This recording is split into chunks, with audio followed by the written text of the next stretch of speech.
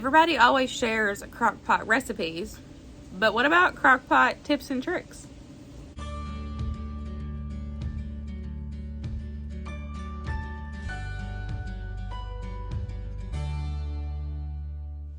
Hey guys, welcome back to my channel, or welcome if you are new. My name is Tamara, and for the month of October, I'm going to be sharing all kinds of crockpot recipes because it is Crocktober here on YouTube. I absolutely love crockpot recipes. I personally use mine year-round, but Crocktober is really big here on YouTube. I have definitely tried to participate throughout the years as I found out about it and since I've been on YouTube. But I thought for this video I would do something a little different and share my top 10 tips and tricks with you guys. So number one across the board is locking your crockpot.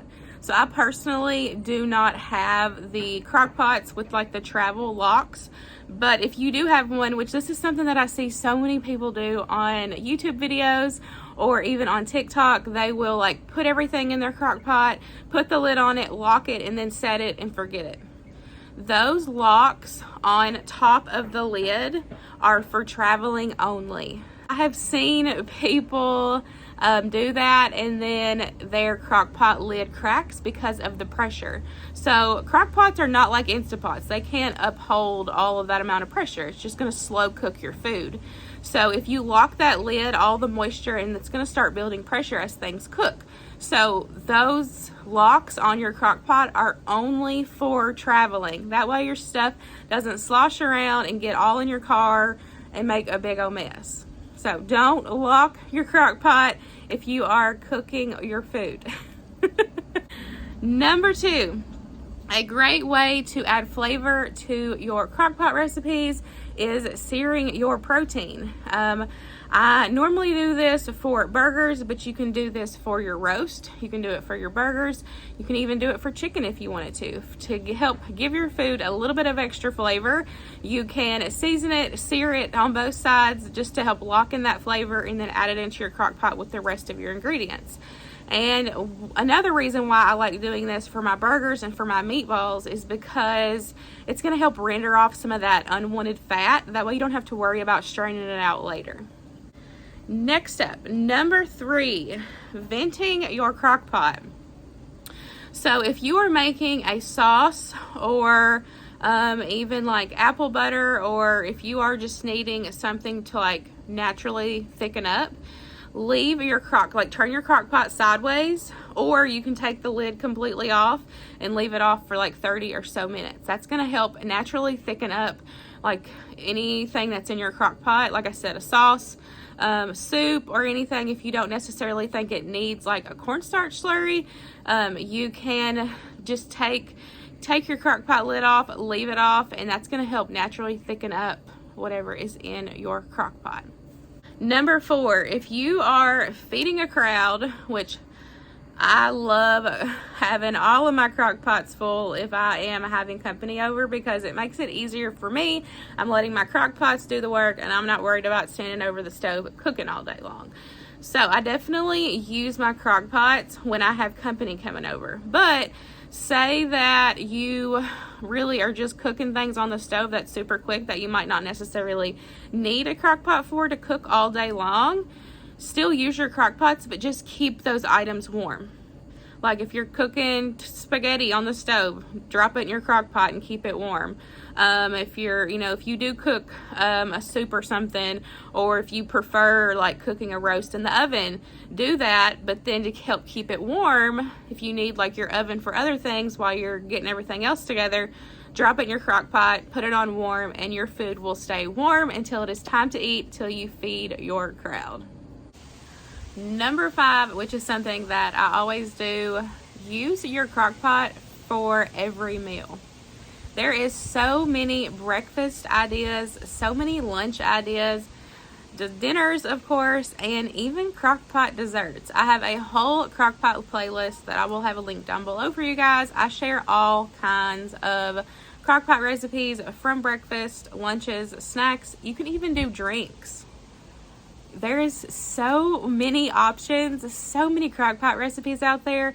So use those to your advantage. And like that kind of goes back to if you're having a crowd, You know, if you want to do like an apple cider right now, or even at Christmas, my mom does Crockpot hot chocolate, and she puts everything in there, keeps it on warm, and then everybody can just go over and grab a cup as they want. So use your Crockpot for more than just dinners. Number 6, I just did this recently actually. So I tried a Sloppy Joe casserole for the first time a few weeks ago in the Crockpot. And I had mentioned in that video that if you take a paper towel and lay it over the top and put the Crockpot lid on, that's going to help suck in that moisture. It's going to soak into that paper towel, and it's going to help your tater tots, or like whatever you have on top, it's going to help it crisp up. It's kind of the same thing as, you know, leaving your Crockpot lid off, because when you put your Crockpot lid on something like that, all the moisture is going to stay in there. So if you either take it off, or if you put a paper towel, that moisture is going to have somewhere to go or something to cling to.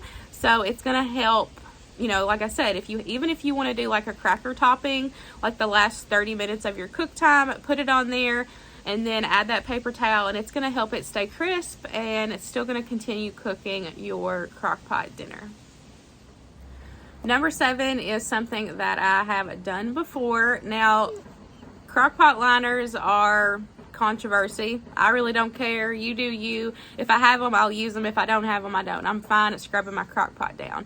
But something that I do whenever I have those is I will put like a half a cup to a cup of water in the bottom of my Crockpot, then put the liner on, and then I will put my food inside of the liner, of course.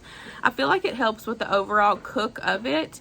And with it being plastic, it can potentially melt.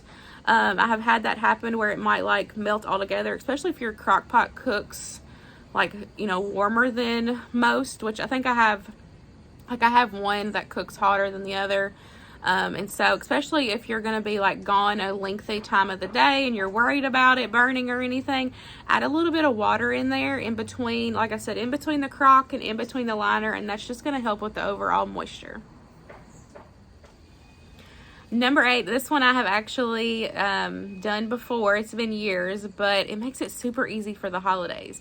So if you don't know, you can take and fill your Crockpot up a little ways with water, add in some mason jars, add you in some chocolate chips, put the lid on it, and let those chocolate chips melt up, and then it's like perfect for the holidays, especially if you like to dip pretzels or even like pretzel rods. You can use like different kinds of chocolate, and then that way you have everything there. All you have to do is dip your pretzels, lay them out, and you are good to go. It makes it super easy, you know, having the mason jars, and then you can have, you know, multiple different kinds of chocolate. Like if you like to do dark chocolate or white chocolate or milk chocolate, you can have all those options ready to go for you, and it helps keep them warm as well. Number 9, I have talked about this one before, especially when I am making my Crockpot mashed potatoes. I will take and heat up my dairy a little bit. That way it creams better into the mashed potatoes and it's not going to curdle. So for when you're making Crockpot recipes, it's really good to have your dairy kind of the temperature of what stage you're putting it in. So if I'm going to be like adding in a block of cream cheese at the beginning of the cook time, it's fine for it to be cold, because you're just adding it in with everything else that's cold, and it's going to slowly come up to temperature as everything else cooks. So it's going to be easier, and you know, to add and cream everything together. It's not necessarily going to curdle by the shock of, you know, going from the fridge right into the Crockpot. And say like if you're making a sauce or something and you need to add like heavy cream in, or even sour cream or something like that towards the end of the cook time, I would either sit it out on the counter and make sure it's like room temperature, or I would heat it up a little bit on the stove. Like if you're doing like heavy cream or like just milk alone, heat it up just a little bit. That way it doesn't shock into the sauce, and because that could potentially curdle, and it's not going to give you like a smooth sauce. You know what I'm saying? Because it'll get clumpy, and curdled sauce is just not good. So if you are adding it in at the beginning of the cook time, of course it being cold, it's not going to make a difference. But if you are adding it towards the end, make sure it's room temperature, or you kind of heat it up a little bit. Number 10, our last tip and trick that I'm going to be sharing with you guys is prepping for Crockpot meals. Crockpot meals already make our life so much easier because you can literally dump, forget it, walk away, and you have a delicious meal at the end of the day. You might have to fix sides or pasta or whatever the case is. But if you have super busy mornings and you're not able to even throw everything in the crock pot and set it and forget it, prep ahead of time. Do it the night before. Put everything that you're going to be adding into the crock pot. Put it in a Ziploc baggie. Keep it in your fridge. And all you have to do that next morning, dump it in your crock pot and turn the lid on. You literally have everything ready to go. You can even do this as a freezer prep. You can do dump and go freezer meals, put everything in freezer bags, label them up, put them in your freezer, and then pull them out the night before, let it thaw, and put it right in your crock pot, set it, and forget it. And that's it, guys. I really hope you enjoyed my top 10 tips and tricks for the crock pot. Definitely leave yours down below if I did not mention any. We all need some tips and tricks in our life right now. Anything to make our life easier. So I really hope you guys enjoyed today's video, and I will see you in the next one. Bye, guys.